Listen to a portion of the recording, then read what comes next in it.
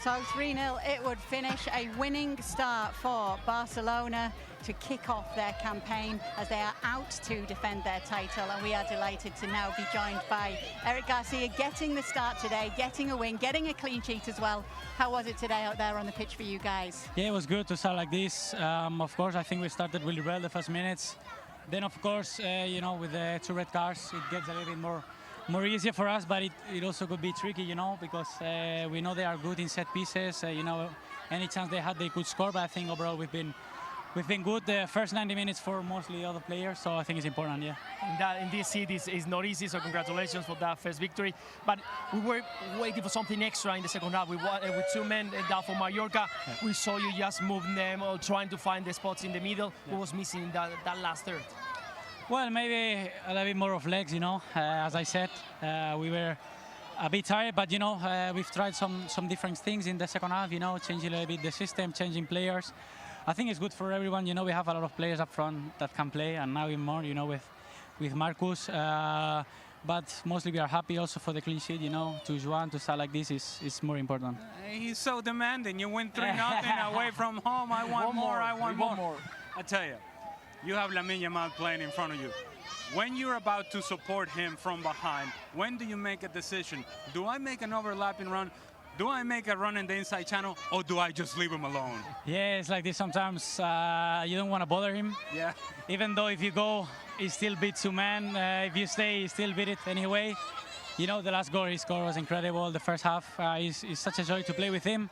He's getting more mature. He's getting physically even better, you know, even quicker. And of course, to have him in our team is a pleasure. So what's the objectives for Barcelona this season? Obviously, last season was a brilliant year for you guys. For yourself personally, what are you hoping for this season, and what are the hopes for the team?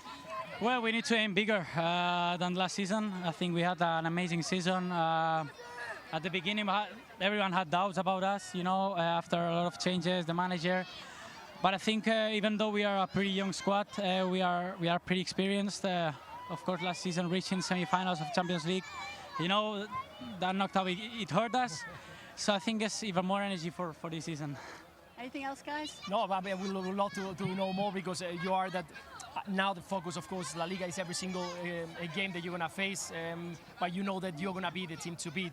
You showed us last year. What do you think that you can improve for the rest of the season? Well, the pressure is such an important thing for us, you know, playing high line. If we don't press well, the other teams get a lot of chances, so that's where we're looking at the most, because at the end we know when we get the ball, we have so many talent up front, and, you know, from any chance we can score. Now, be honest with us, right? Hansi's not going to listen to this. He's not going to pay attention to this. Do you like the high line, or does it stress you out?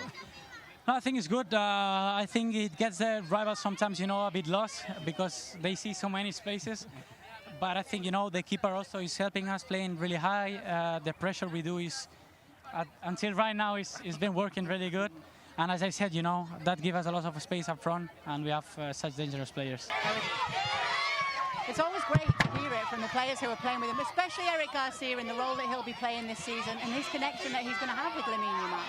But not the different roles, because we see him playing on the right side for most of the game, but he went also into the center as a center back. He moves into the middle, so he can give you all those kind of positions, those kind of situations. So for Hansi Flick, I think he decided that, let's don't forget, he was in doubt for at least a couple of years. He moved to Girona. He made a fantastic season last year, came back as an important player, and right now Hansi Flick is showing that he's going to have a lot of minutes this season.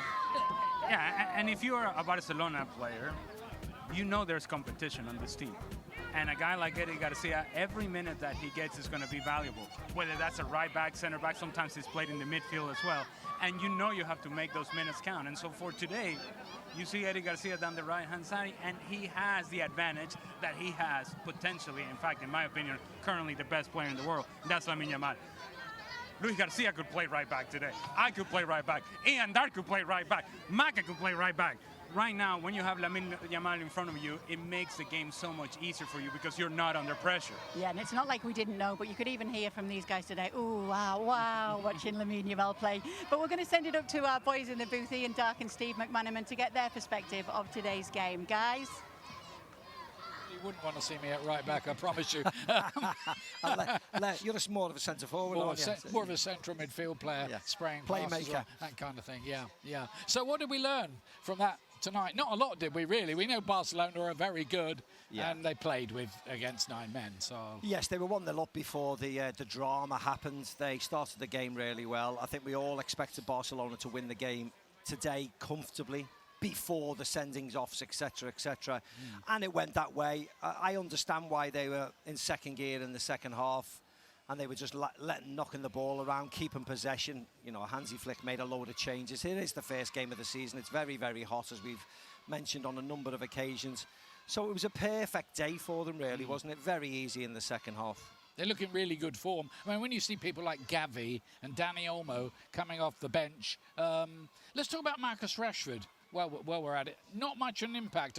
Difficult one for him to come in for 20 minutes in that situation. But it looked great, didn't he? Really, it is difficult because, as I mentioned in commentary, they were so condensed. The central areas, certainly when it's attack against defence, it's hard to break down. Joffrey had the ball a lot. Koundé had the ball a lot. But it was really nice that the way the game finished, wasn't it? Because, of course, everybody will be talking about the referee and some of the situations that happened in the first half. Yeah. But really, myself and you, Ian, you'd rather reflect on the fantastic goal in the last minute of the game, wasn't it? Great goal. We spoke about him early on in the game. We spoke about him last year. He's the pin-up boy for La Liga this year, and he goes and does that. With the last kick of the game, it was absolutely brilliant. His ability to go left where he's strong, but also he can go right and step over. He's just got everything at this moment in time, and he will improve. You just hope that Barcelona, I've said it on a number of occasions, keep him in cotton wool a little bit. Don't necessarily utilise him all the time when games are going really well, because he will infuriate the opposition at times because he's so gifted. But what a player we've got on our hands, and it's an absolute joy to come here and see him. And imagine the youngsters today, even in Mallorca tops, to see him just glide inside and smash one in the top corner. It was beautiful, beautiful.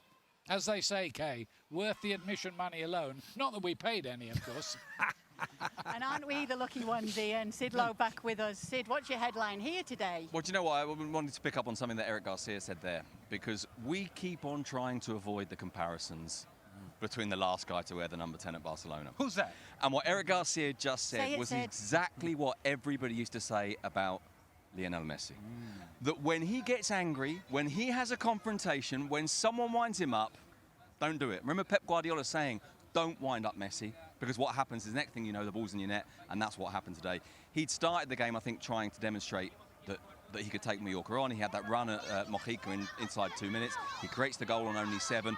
And in the second half, in truth, when the game was gone, he was the one that was most still trying to get his goal. And in the end, he got it. Brilliant. Yeah, absolutely did. Want to go to you, LA, about Marcus Rashford coming on for his La Liga debut today. What did you make of it? I was looking for a change of pace. I was looking for a player that can extend the back line, and even though there wasn't a whole lot of space from Mallorca because they got a lot of numbers behind the ball, a little bit more sharpness from Marcus Rashford. And